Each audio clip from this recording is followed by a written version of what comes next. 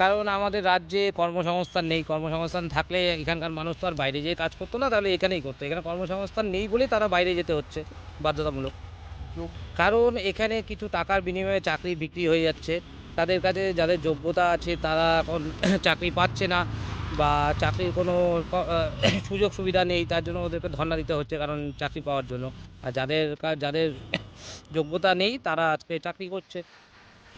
আগের answer, same answer. কারণ হচ্ছে চাকরি তো অলরেডি বিক্রি হয়ে যাচ্ছে নেতাদের কাছে। কিছু কিছু নেতা আছে যারা চাকরি বিক্রি করে টাকা করছে, কিন্তু স্কুলে শিক্ষক নেই।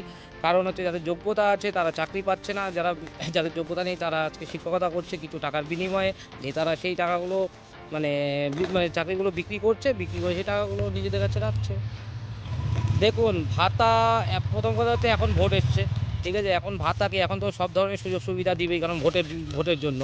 আর ভাতা, আমার মতে, আমার যেটা ব্যক্তিগত মতামত, আমাদের ভাতার দরকার নেই, আমাদের চাকরির দরকার। সাপোজ মনে করুন আমি এক্সাম্পল, আমাকে আজকে 5,000 টাকা হোক, 1500 টাকা হোক, যেই টাকায় আমাকে ভাতা দেওয়া হচ্ছে, সেই 1500 টাকা দিয়ে আমার সংসার চলবে না। কিন্তু আমার কাছে যদি আজকে শিক্ষা থাকে, সেই টাকা দিয়ে আমি 10, 15, 20, 25, 30, 40 যত টাকাই কামাই, যত টাকা আমি যোগ্যতা, আমার সংসার সিকিউর থাকবে। আমার ভাতা দিয়ে আমার চলবে না।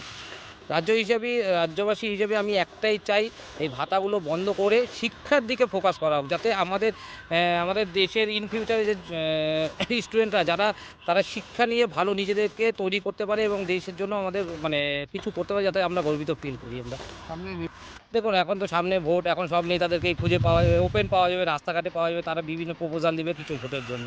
তো এখানে আমার কাছে দরকার হচ্ছে রাজ্যবাসী দেখুক যে কোন সরকার ভালো কাজ করবে।